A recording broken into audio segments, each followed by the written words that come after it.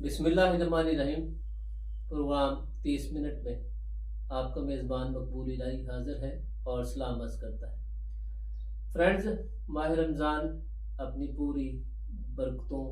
और बरक़ात के साथ अपनी मंज़िल मक़सूद की तरफ रवां दवा है। गिनती के इन चंद दिनों में यकीनी तौर पर जैसी नीयत वैसी मुराद, हर किसी के लिए रास्ता ओपन है। अल्लाह के बंदे अल्लाह की तरफ से अजर व सवाब कमाने के लिए, हासिल करने के लिए दिन रात कोशा हैं, और कुछ लोग ऐसे हैं जो दौलत कमाने के लिए इन घड़ियों को इस्तेमाल कर रहे हैं। आपके अहले खाना जहाँ भी हैं, अल्लाह तबारक व तआला से दुआ है कि आप सेहत सलामती और ईमान के साथ ता क़यामत ज़िंदा रहें। आज प्रोग्राम 30 मिनट में जिस मेहमान शख्सियत को हमने दावत दी है, आपका लिया के मजहबी दीनी सियासी हलकों में जाना पहचाना नाम है। ख़वातीन की अंदर आप अपना दीन इस्लाम के फ़रोग़ के लिए काम करती हैं और तालीम तरबियत इनका मैदान है। मोहतरमा ज़रताशिया नदीम साहिबा जमात इस्लामी हल्का ख़वातीन लिया की नाज़मा है और आज के प्रोग्राम में हमारे मेहमान हैं। ज़रताशिया साहिबा, आपको खुश आमदीद। और मैं चाहूँगा कि आज के प्रोग्राम का आगाज़ तिलावत कलाम पाक से आप फरमाएं और ये सादत आप हासिल कीजिए। अऊज़ु बिल्लाहि मिनश शैतानिर रजीम। बिस्मिल्लाहिर रहमानिर रहीम। वइज़ा सअलक इबादी अन्नी फ़इन्नी क़रीब उजीबु दअवतद दा'i इज़ा दअनी फल्यस्तजीबू ली वलयु'मिनू बि लअल्लहुम यरशुदून।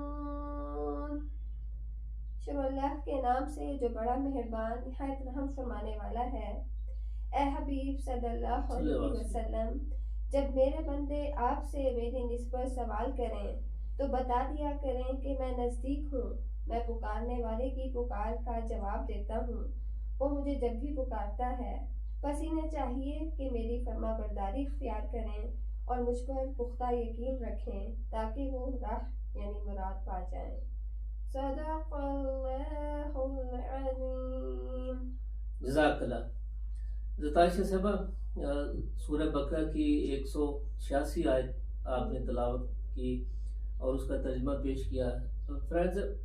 यहीं से आज के प्रोग्राम का हम आगाज़ करते हैं। खालिक कायनात ने अपने बंदों को यकीन दिलाया कि वो उनके नज़दीक हैं, वो मायूस ना हो, वो सब गुनाह बख्श देंगे। मेरे बंदे मेरी तरफ चल कर आओ, दौड़ कर आऊँगा,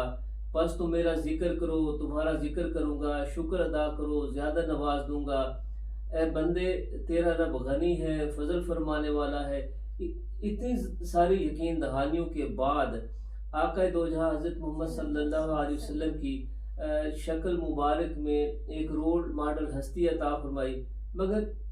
ये जो मैं पूछना चाहता हूँ कि इस सारे पस मंज़र के बाद आज अगर हम अपने हालात पर नज़र दौड़ाएं तो हम कहाँ खड़े हैं? बिस्मिल्लाहिर्रहमानिर्रहीम। असल तो मकसद ये है कि दरअसल जिस वक्त हमने अपने अल्लाह के कलाम को छोड़ दिया, उससे राब्ता उस्तवार करना कम कर दिया, तो दरअसल फिर ये हालात और नतीजा इस नहज पर पहुँच गए कि हम अल्लाह को छोड़कर बाकी तमाम चीज़ों को तो पुकार लेते हैं। हमें मिसाल दी जाती है कि बिलफर्ज अगर कोई मरीज़ हो तो सबसे पहले हम परेशान होकर डॉक्टर्स की तरफ भागते हैं। फिर जब डॉक्टर्स उसे मरीज़ को लाइलाज करार दे देते हैं तो फिर कुरान के अल्फाज में जैसे अल्लाह रब्बुल इज़्ज़त ने फरमाया कि हल में राक़, कि है कोई झाड़ फूँक करने वाला, तो तब इंसान को अल्लाह याद आता है। जबकि सुन्नत मुबारक के मुताबिक अगर हम सिर्फ एक ट्रीटमेंट के ही तरीक़ेकार को देखें तो प्यारे नबी सल्लल्लाहु अलैहि वसल्लम की सुन्नत मुबारक से ये बात साबित है کہ جب کوئی بیمار پڑتا تو اس کے لیے کہا گیا کہ پہلے تو آپ نماز پڑھیں، اللہ سے رجوع کریں، پھر اس کے بعد پھر کہا کہ صدقہ کریں، اور اگر پھر بھی آرام نہ آئے تو تب آپ جا کر کسی طبیب سے رجوع کریں۔ تو یہاں ہمارے یہاں معاملہ بالکل عین الٹ ہو گیا کہ جب سارے راستے بند ہوتے دکھائی دیتے ہیں، ظاہری راستے بند ہوتے دکھائی دیتے ہیں، تو تب ہم اس بڑی قوت والے اللہ کو پکارتے ہیں کہ جو ہر شے پر قادر ہے۔ مگر ہمارے حالات تو پھر بھی تبدیل نہیں ہو، یہ جو یقین دہانیاں ہیں، ان یقین دہانیوں پہ کیا ہمارا ایمان جو ہے وہ کمزور ہو گیا؟ بالکل ایسا ہی ہے کہ ایمان تو نام تھا اس بات کا کہ جب ہم نے اللہ کو ایک مان لیا، وہ اللہ رب العالمین جو سورہ فاتحہ سے ہی ہمیں یہ بات سکھاتا ہے کہ میں تمام عالمین کا رب ہوں، اور جو عربی لغت کا علم رکھنے والے لوگ ہیں وہ جانتے ہیں کہ لفظ رب کا مطلب ہے مالک، آقا، پرورش کرنے والا، نگہبانی کرنے والا۔ تو وہ جو تمام جہانوں کی پرورش اور نگہبانی کرنے والی ہستی تھی، اس کو ہم نے شاید یہ سمجھا کہ 5 وقت کی نماز میں اس کو پکارا جائے گا، کوئی مصیبت آئے گی تو تب پکارا جائے گا، جبکہ وہ تو زندگی کے ہر دن کے 24 گھنٹے اور زندگی کے ہر لمحے کے لیے نہ صرف ہماری رہنمائی کرتا ہے، نگہبانی بھی کرتا ہے، بلکہ عنایتیں بھی کرتا ہے۔ تو ہوا یہ کہ جیسے ایک بزرگ کا قول ہے کہ ایمان نام کس چیز کا ہے؟ ایمان دراصل نام اس بات کا ہے کہ آپ زبان سے اس کا اقرار کریں، دل میں اس کے یقین کو بیٹھا لیں، اور پھر اس کے بعد آپ کے اعضاء و جوارح اس کا اظہار کریں۔ تو جب دل کے اندر اس ایمان کے بیج کو ہم نے پختہ نہیں کیا تو اس کا نتیجہ یہ نکلا کہ نہ اعضاء اور جوارح ہمارے اس کام میں لگے ہیں کہ جس کا رب نے حکم دیا ہے، اور نہ وہ قلب کی وہ کیفیت ہمارے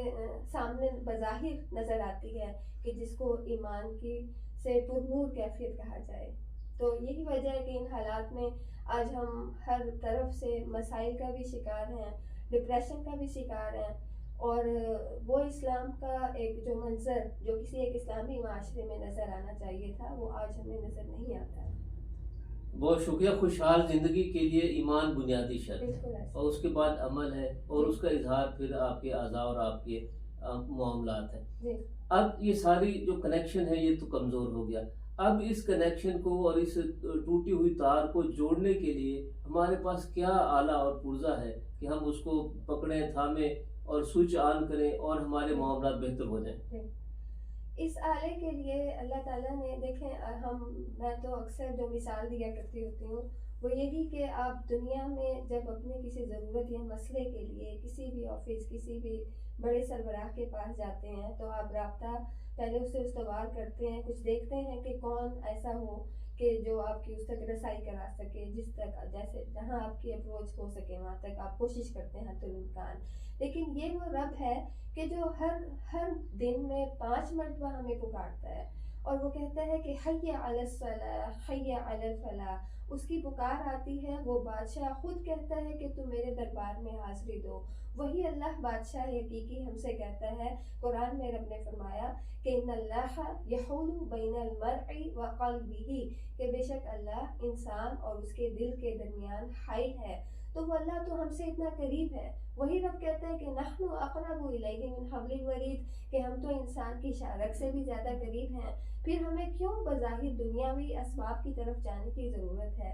اگرچہ یہ عمل کی دنیا ہے، لیکن اس عمل میں ثبات، اس عمل میں کامیابی، فلاح اور کامرانی اس وقت تک ناممکن ہے جب تک کہ اس کے اوپر اللہ کے حکم کا لفظ کن یا اس کے اوپر تصدیق کی مہر نہ لگ جائے۔ تو لہٰذا ضرورت اسی بات کی ہے کہ ہم اس رابطے کو پھر سے جوڑیں۔ وہ جو آپ کنیکشن کی بات کر رہے ہیں، خواہ وہ 5 وقت کے نمازوں کا کنیکشن ہو یا 24 گھنٹے میں جس وقت ہمیں اپنے رب کی یاد آئے تو وہ ہم اپنے دل میں بھی دعا کر سکتے ہیں، اپنی زبان سے بھی دعا کا اظہار کر سکتے ہیں، اور وہ ہر وقت ہماری دعاؤں کو سننے والا ہے۔ اور پھر آگے مزید وہ ہمیں خوشخبریاں بھی سناتا ہے۔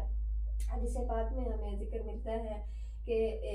24 گھنٹوں میں ایک گھڑی ایسی بھی آتی ہے کہ جب اللہ عرش والا جو ہے، عرش بری سے سب سے پہلے عرش پر آ موجود ہوتے ہیں، اور وہ پکارتا ہے کہ ہے کوئی پکارنے والا جو مجھے پکارے اور میں اس کی پکار کا جواب دوں، ہے کوئی گناہوں کی معافی مانگنے والا جو مجھ سے معافی مانگے اور میں اس کے گناہ کو معاف کروں۔ تو وہ تو منادی کرتا ہے، وہ ہمیں پکار رہا ہے۔ تو اس کمی کو جس وقت جس لمحے ہم دور کریں گے اللہ سے ہمارا ڈائریکٹ رابطہ ہو جائے گا۔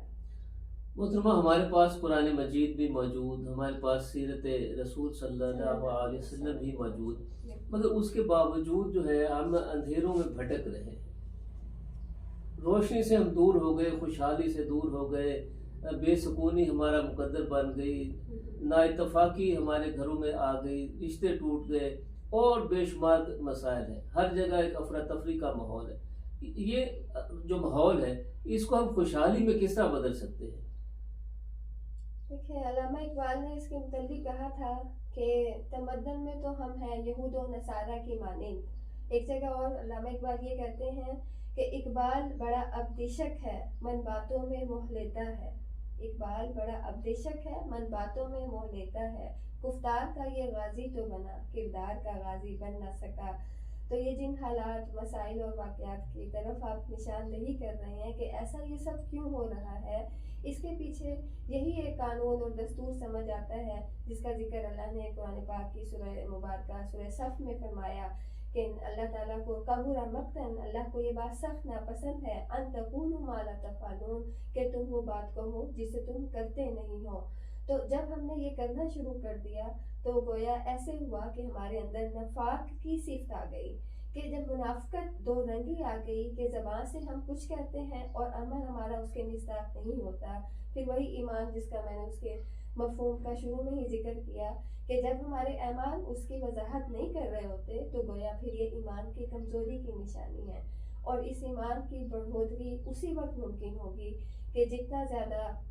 اللہ کی موجودگی کا، میں آج ہی یہ کتاب میں پڑھ رہی تھی کہ اللہ کو حاضر اور ناظر سمجھنا، یہ جو ہمارا سلسلہ تصوف ہے نا، تو وہ اس بات کو ہمیں سمجھاتے ہیں کہ اس چیز کو جتنا زیادہ آپ اپنے اندر گہرا کر لیں گے کہ ہم یہ سمجھیں کہ اللہ ہر وقت حاضر ہے اور اللہ ہر وقت ہمیں دیکھ رہا ہے، تو ہمارے بہت سے اعمال کی اصلاح ہو جائے گی۔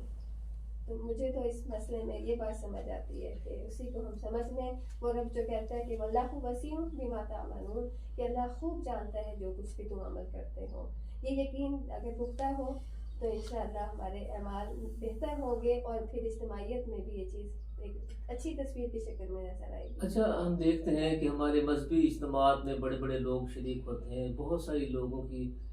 تعداد اس میں آتی ہے،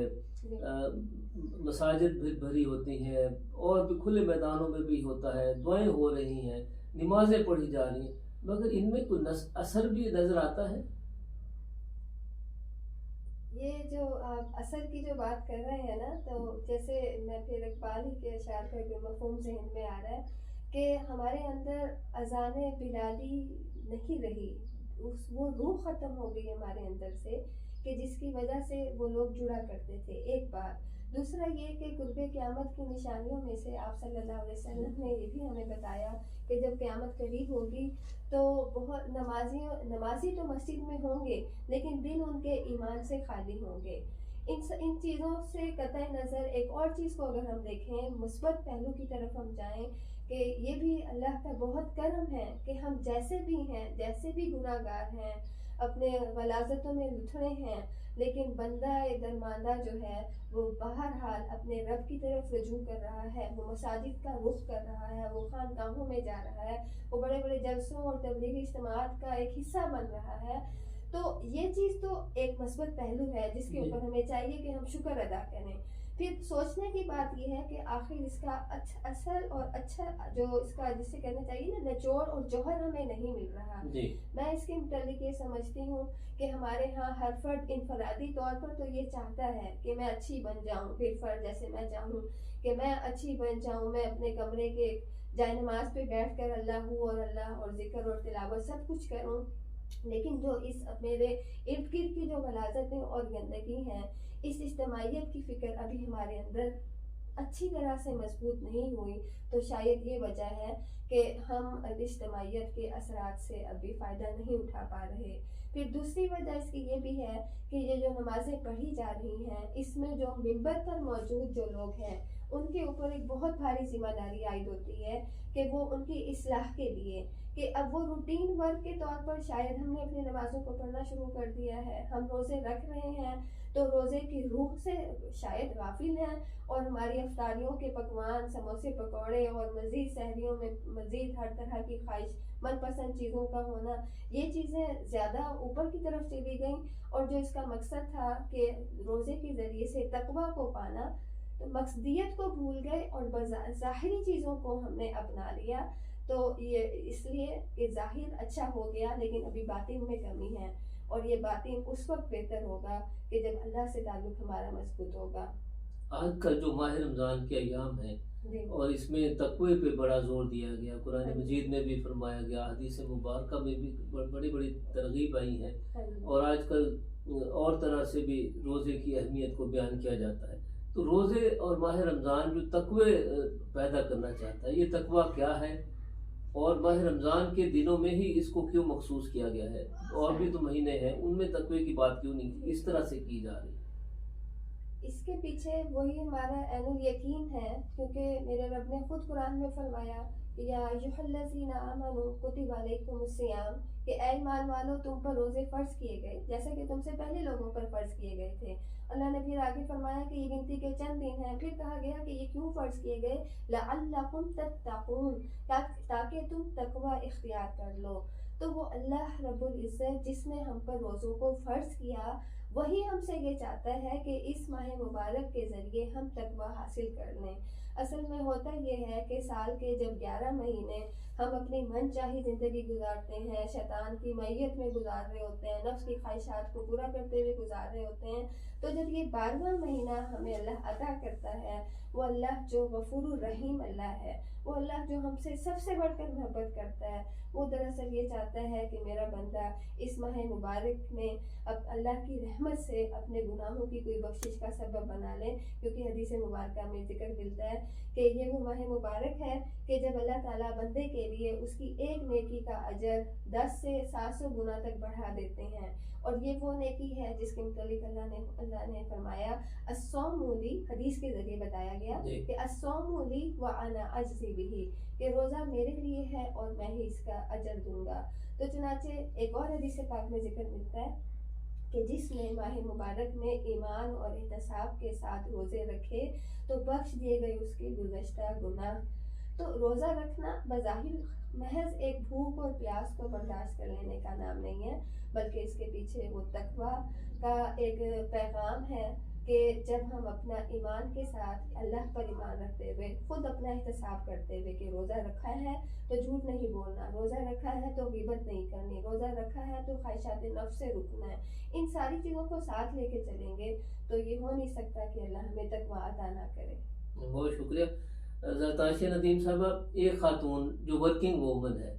ظاہر ہے وہ گھر کی ذمہ داری بھی ادا کرتی ہے، بچے بھی سنبھالتی ہے، اپنی جاب پہ بھی جاتی ہے، اور ان ایام میں تو اس کی ڈیوٹی سحری اور افطار میں بھی بڑھ جاتی ہے. اب وہ کیا ایسا کرے کہ اس کے یہ سارے کام عبادت بن جائے؟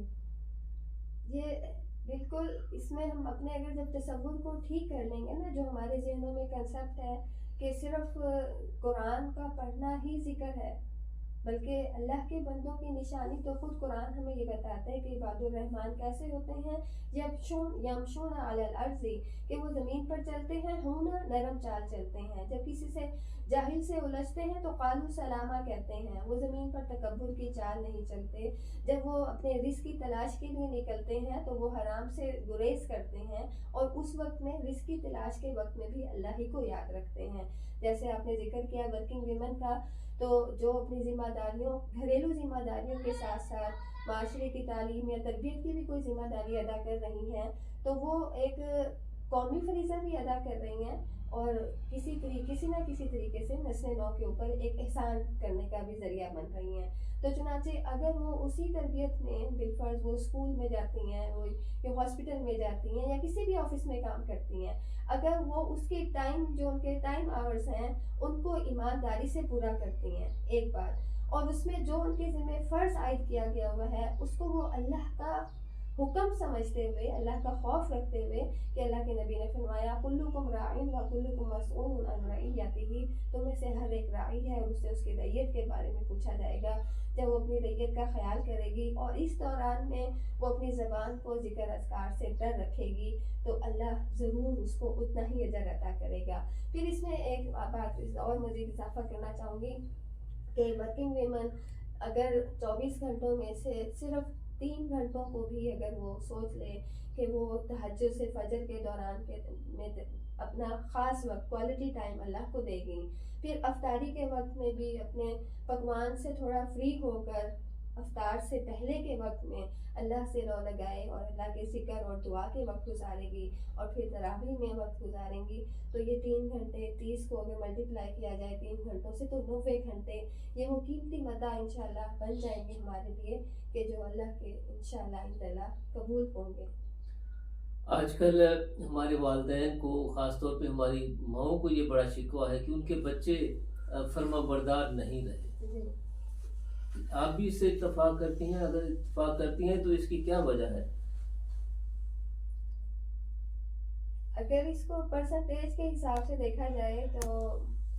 मेरा ख्याल है अभी इतनी भी मायूस कुन सूरत हाल नहीं है, लेकिन ये बहरहाल इसके अंदर इजाफा तेज़ी से हो रहा है कि जी। वालिदैन अपनी औलाद से या तो मुतनफ़िर हैं या सरकशी की तरफ जा रहे हैं। और इसमें मैं हमेशा से यही बात कहती होती हूँ कि माशरे का तो हम कसूर निकाल कर एक साइड पर हो जाते हैं, लेकिन ये सबसे पहले वालिदैन ही की ज़िम्मेदारी है कि एक बुज़ुर्ग का कौल है कि वालिदैन अपने हाथ से जो स्लेट पर लिखते हैं या जो तख्ती पर लिखते हैं ये वो कहानी है जिसे औलाद पढ़कर सुनाती है।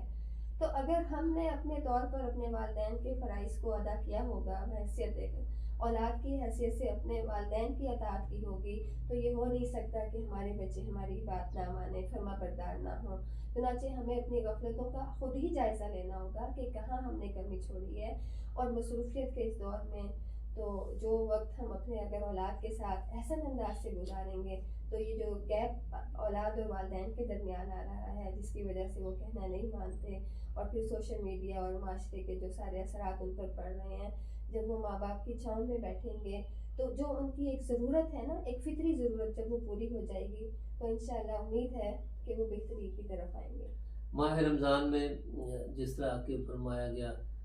कि नेकियों के दरवाजे खोल दिए जाते हैं, जन्नत के दरवाजे खोल दिए जाते हैं, यहाँ तो महंगाई के दरवाजे खोल दिए गए हैं और कीमतें जो है आसमान को पहुँच गई हैं और लोग जो है महंगाई के हाथों इतने परेशान हैं कि अलामान व हफीज़। ये सूरत हाल हमारे पाकिस्तान के हवाले से तो बहुत ही परेशान कौन है, और मैं देखती हूँ कि मैंने देखा है कि अरब ममालिक में भी इन कीमतों को कम कर दिया गया है जी। तो और जो यूरोप के रहने वाले लोग हैं वो भी मैंने सुना और देखा है कि क्रिसमस के मौके पर वो अपनी प्राइसेस इतनी लो कर देते हैं कि उन लोगों का कहना है कि हम तो सारे साल की शॉपिंग ही इन दिनों में करते हैं कि ताकि हम अपनी सेल से फ़ायदा उठा सकें जो वहाँ पे उनको रियायतें दी जाती हैं। तो इसमें एक तो हुक्मरान वक्त की ज़िम्मेदारी बनती है। मुझे याद आ रहा है कि सुल्तान अब्दुल हमीद जो तुर्की के बादशाह गुजरे हैं, वो रमज़ान मुबारक में एक वीडियो देखने का इत्तफाक हुआ, ड्रामे की सूरत में वो थी बहरहाल, तो वो अपनी मार्केट का जायज़ा ले रहे हैं जिसमें बासी खाना था या कीमतें बढ़ी हुई थी या मिलावट ज़्यादा थी, वो उनको फौरी सज़ा उनको दी जा रही थी। यही सूरत हाल अगर आज हमारा भी हुक्मरान अपनाए तो इंशाअल्लाह कीमतों के अंदर कमी आने की उम्मीद है, एक बात। दूसरा, जो मईशत के जानने वाले, इकोनॉमिक्स के पढ़ने वाले जानते हैं इस असूल को कि जब महंगाई कीमतें बढ़ जाती हैं ना तो उसकी डिमांड को कम करने के लिए हम उसमें अपने हाथ को थोड़ा सा खींच लें। बिलफर्ज फ्रूट्स की कीमतें बढ़ी हैं तो अगर ऐसा हम करेंगे तो इंशाल्लाह ये मार्केटिंग में जो प्राइसेस का हाई होना है ये कम हो जाएगा। और तीसरी बात ये है कि जो मेरी दरख्वास्त है आज के इस प्रोग्राम के तवज्जुह से कि जो हमारे यहाँ बड़े बड़े सनतकार मौजूद हैं, जो बड़े बड़े मंडियों में तिजारत करने वाले लोग मौजूद हैं, अगर वो इस माह मुबारक में अपने ही कारोबार के ज़रिए से अवामुन्नास को फ़ायदा देंगे तो मुझे अल्लाह की रहमत से उम्मीद है कि ये चीज़ उनकी बख्शिश का और मग़फ़िरत का बाइस बन जाएगी। आपके मशवरा तो उम्मीद है कि हमारे सनतकार और बड़े ताजर मानेंगे مگر اس سے پہلے میں آپ سے یہ پوچھنا چاہتا ہوں کہ حکومت ہماری وفاقی حکومت نے اور صوبائی حکومتوں نے جی رمضان پیکیج شروع کیا ہوا ہے، فیئر پرائس شاپ شروع کی ہوئی ہے، جی تو یہ ان کی تعداد بڑھانی چاہیے یا ان کو ختم کر کے مہنگائی اور غربت کو کنٹرول کرنے کے کوئی اور ذریعے اختیار کرنے چاہیے؟ یہ بظاہر تو ایک اچھی کوشش ہے کہ ان لوگوں نے مستحقین تک پہنچنے کی کوشش کی. عموماً ہوتا ہمارے ہاں یہی ہے کہ جو سرکاری عملہ ہے وہ ٹرک کے ٹرک سامان سے لدے آ رہے ہیں. ہمیں خود ایسے گھروں میں جانے کا اتفاق ہوا ہے اور وہ بتا رہی ہوتی ہیں کہ باجی فلاں کے گھر تو پہنچ کے اور ہم اتنے مستحق ہیں، میں بیوہ ہوں، میرا شوہر ایک نے کہا کہ وہ بیمار ہے اور چرپائی پر ہے معذور کا، اس نے مجھے آئی ڈی کارڈ بھی دکھایا، تو وہ کہتی ہیں کہ ہم تک تو یہ راشن نہیں پہنچا. تو اس کے لیے ان کو کوئی ایسی حکمت عملی بھی اپنانے کی ضرورت ہے. اور دوسری بات میں ساتھ یہ بھی کہوں گی کہ اس طریقے سے ہم شاید عوام کو ہاتھ پھیلانے کی طرف لے کر آ رہے ہیں. ان کے لیے مارکیٹ میں قیمتیں اتنی لو رکھی جائیں کہ وہ خودداری کے ساتھ اپنی ہی کمائی سے اس چیز کو خریدیں اور پھر اس پہ اللہ کا شکر ادا کریں. تو میرے نزدیک یہ زیادہ بہتر طریقہ ہوگا. تو آپ کا یہ تجویز جو ہے گورنمنٹ کے ماننا تو اپنی جگہ پہ، جی ہماری جو پبلک ہے وہ بھی تو اس طرح سوچنے کے لیے تیار نہیں. ان کا یہ مائنڈ سیٹ ہم نے خود بنا دی ہے نا گزشتہ کئی سالوں سے. کبھی ہم دیکھتے ہیں بے نظیر انکم سپورٹ دی جا رہی ہے، کبھی دیکھتے ہیں کہ پی ٹی آئی کے دور میں جو ہے احساس پروگرام شروع کر کے لوگوں کی لائنوں پہ لائنیں ہیں وہ لگا کر کھڑی کی جا رہی ہیں. اور اب نئی حکومت آئی ہے تو اگر اس طریقے سے ہم عوام کو لے کے چلیں گے تو انہیں پھر کیا چاہیے کہ محنت کے بغیر ان کو بیٹھے بٹھائے، خواہ وہ کسی بھی طریقے سے آ رہا ہے، جائز یا ناجائز طریقے سے، جس کے وہ مستحق نہیں بھی ہیں. اگر وہ ان کے گھر پہنچ گیا تو وہ مالے جو شراب ہوتی ہے، مفت شراب کہتے ہیں کہ قاضی کو بھی حلال، تو پھر یہ وہ والا معاملہ پھر شروع ہو جاتا ہے. تو اس کی طرف ان کو خود غور کر کے مستحقین تک ان کے دروازے پر اگر یہ پہنچا رہے ہیں بالکل ویسے ہی جیسے کہ عمر رضی اللہ تعالیٰ عنہ کے دور میں کیا گیا، پھر تو یہ ویل اینڈ گڈ ہے. لیکن اگر اس میں یہ ناکام ہے تو ان کو اپنی حکمت عملی پہ تھوڑا اور مزید غور کرنے کی ضرورت ہے. آپ کے مطابق یہ حضرت عمر رضی اللہ تعالیٰ عنہ کی سوچ اور طرز عمل کو سامنے رکھ کے ایسا کر رہے ہیں یا یہ فوٹو سیشن ہے ہر حکومت کا؟ ہماری یہ کوئی پہلا تو نہیں ہے کام، اس سے پہلے بھی ہماری حکومتیں کرتی رہی ہیں. ٹھیک ہے، لیکن یہ ہے کہ ماہ صیام ہے، اچھا گمان رکھنا اللہ کا حکم ہے. اگر وہ نیکی کی نیت سے بھی کر رہے ہیں تو یہ فوٹو سیشن وغیرہ تو یہ تو پھر آج کے دور کی وہ کہیں گے کہ یہ ضرورت ہے، میڈیا کے ذریعے ہم پہنچاتے ہیں. یہ اللہ بہتر جانتا ہے کہ ان کی کیا نیت ہے، اللہ ان کی اصلاح کر دے. وفاق میں اور صوبے میں حکومتیں قائم ہو چکی ہیں اور لیا جو ایک دور دراز کا اور ہیڈ کوارٹر سے وفاقی اور صوبائی دور حکومتوں سے دور کا ضلع ہے، آپ کیا سمجھتی ہیں کہ لیا میں ہمارے ہاں جو مسائل ہیں بنیادی طور پہ میں چاہوں گا کہ آپ ان مسائل کا جو قابل ذکر اور چیدہ جو مسائل مشکلات ہیں وہ آپ کے نزدیک کیا ہے؟ میرے نزدیک اس میں سب سے پہلا جو مسئلہ ہمارے لیا کا ہے بے روزگاری بہت عام ہے. یہاں پر غربت کے مسائل اس قدر ہیں کہ ہر دوسرا اور تیسرا فرد وہ مہنگائی کے ہاتھوں تنگ نظر آتا ہے. تیسری بات یہ کہ ہمارے یہاں پر صفائی اور ستھرائی کا انتظام بالکل ہی ختم ہے. ہر گلی پانی اور گٹر کے کیچڑ غلاظت سے بھری نظر آتی ہے. اور پھر یہ کہ خواتین کو اگر چھوٹے چھوٹے سے صنعت کاری کے ان کو گھروں میں ہی کوئی سینٹر بنا دیے جائیں تو امید ہے کہ یہ کچھ نہ کچھ ہمارے اس میں بہتری آئے گی معاشی صورتحال میں. باقی جو کسانوں کی بات ہے اس میں اگر ان کو بیج بروقت اور مناسب قیمت میں دے دیا جائے بجائے اس کے کہ انہیں لائنز میں لگ کے بلیک میں خریدنا پڑے، تو یہ چیزیں اگر ان مسائل کے اوپر قابو پایا جائے تو مجھے لگتا ہے کہ ہمارے لیا کے حالات میں بہتری آئے گی. آپ کو کیا توقع ہے کہ ہماری حکومتیں لیا کی تعمیر و ترقی اور خوشحالی کی طرف کتنا توجہ دیں گی؟ دیکھیں اگر سیاستدان کی حیثیت سے پوچھ رہے ہیں آپ تو پھر تو ہمارے سامنے گزشتہ تاریخ بھی سامنے ہے ہمارے کہ ہمارا وہ 30-32 سال پہلے جو تونسا کا پل بننا شروع ہوا تھا جس کی افتتاح محترم وزیر اعظم نواز شریف صاحب سے گزشتہ سابقہ انہوں نے کیا تھا، وہ ابھی تک نامکمل ہے. تو اگر ایسے صحیح پروسیس چلتے رہے تو پھر تو کوئی امید نہیں کی جا سکتی. لیکن مجھے یہ لگتا ہے کہ اگر تو ہماری عوام کو شعور آ گیا اور وہ اٹھ کر اجتماعیت میں آ کر کوئی ایسے مطالبے کرتے ہیں، ان کو احساس دلاتے ہیں، تو پھر شاید ایسا ہو کہ وہ کر سکیں. ایک اور وجہ یہ بھی ہے کہ ممکن ہے کہ وہ اس طرح توجہ کریں کیونکہ گزشتہ جو حکومت تھی ان کی کارکردگی ساری کی ساری نیل کارکردگی پورے پاکستان کے عوام کے سامنے ہے. اگر تو یہ چاہتے ہیں اپنی حکومت کی بقا چاہتے ہیں تو پھر ان کو باہر میدان میں اتر کر عملاً کچھ اقدامات کرنے ہوں گے، ورنہ تو پھر پہلے والا ہی اگر حال ہوا تو پھر ایسے الیکشن اور اربوں کروڑوں روپے خرچ کرنے کا پھر کوئی فائدہ نہ ہوگا. ہمارے بچوں کو پروگرام کے آخر میں کوئی پیغام آپ دینا چاہیں؟ میرا پیغام یہ ہے کہ اللہ رب العزت نے ہمیں جو مختصر سی زندگی دی ہے اور اس میں یہ ماہ سیام شاید کہ ہماری زندگی کا آخری رمضان المبارک کا مہینہ ہو، تو اس کی ایک ایک لمحے سے ہم اللہ کرے فائدہ اٹھانے والے بن جائیں. اور وہ رب جو ہر لمحہ ہمیں کہتا ہے کہ مجھ سے مانگو میں تمہیں عطا کروں گا، اس سے اگر ہم جڑ گئے اور ہم نے اپنا احتساب کرتے ہوئے روزے کی فرضیت کے اوپر عملاً کچھ کام کر دیا، کچھ قیمتی اپنے معاملات کر لیے اللہ کے حضور، تو پھر اللہ نہ صرف ان لوگوں کو عطا کرتا ہے کہ جو اس کے اولیاء ہیں، بلکہ وہ رب تو جو گناہوں سے گزرا ہے، وہ رب تو جو اپنی ساری زندگی درماندگی میں مایوسی اور بے بسی میں گزار کر بھی اس کے در پہ پہنچتا ہے، وہ تو اسے بھی میرا رب پہلے لگاتا ہے. جب کوئی فرد سجدے میں گر کر اللہ کے حضور عاجزی کرتا ہے، گر گڑاتا ہے، تو وہ رب اس کو تھام لیتا ہے. تو اس مہینے کی برکت سے میری دعا اور پیغام ہے کہ اللہ ہمیں اپنا قرب عطا کر دے، اللہ ہمیں اپنی خشیت عطا کر دے اور ایسا احتساب کی توفیق دے دے کہ میں اپنی اصلاح کروں اور یہ مل کر پھر اجتماعیت کی طرف ہمارا ایسا قدم ہو کہ ہمارا پورا معاشرہ ایک بہترین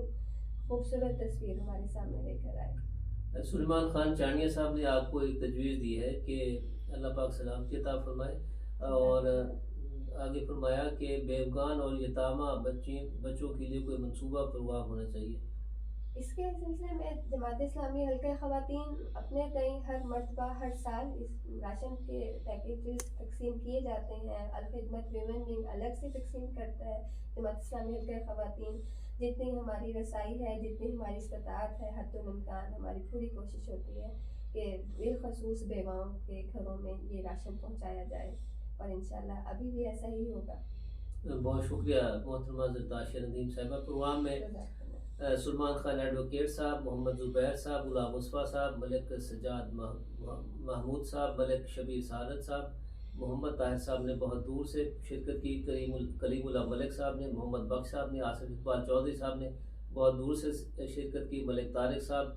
مدثر ملک صاحب، ظہور عالم تھن صاحب، سید ہدایت حسین شاہ صاحب، محمد اکرم صاحب، محمد نعیم صاحب نے بہت دور سے امریکہ سے شرکت کی، قاضی راشد صاحب نے، جاوید اختر صاحب نے، منیر احمد کھوکھر صاحب نے، اور محمد یوسف خان، غلام قادر صاحب سمیت بہت سارے دیگر فرینڈز نے پروگرام میں شرکت کی. فرینڈز، آپ کا بھی بہت شکریہ کہ آپ لوگ پروگرام میں تشریف لائے، اپنے ان پٹ سے ہمیں نوازا. پروگرام اگر پسند آیا ہو تو اسے لائک، شیئر اور کمنٹ ضرور کیجیے گا. اس دعا اس خواہش کے ساتھ کہ آپ جہاں بھی ہوں اپنے حصے کی شمع جلاتے رہیں. یہ پروگرام آپ تک پہنچانے میں ہمیں کمال سپورٹ حاصل رہی عبدالرحمن فریدی صاحب کی، جو پروگرام کے پروڈیوسر ہیں. اپنے میزبان مقبول الہی کو اجازت دیجیے. اللہ نگہبان.